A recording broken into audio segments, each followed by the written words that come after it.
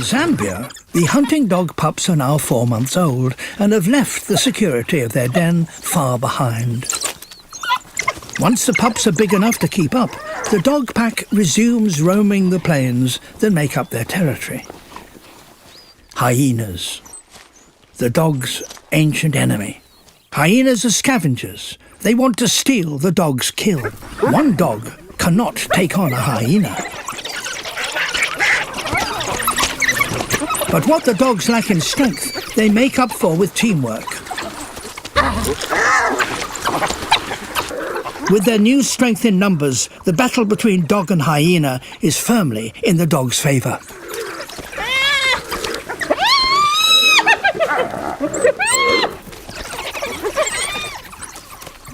By sticking together, the pack can see off the challenge of their arch-enemy.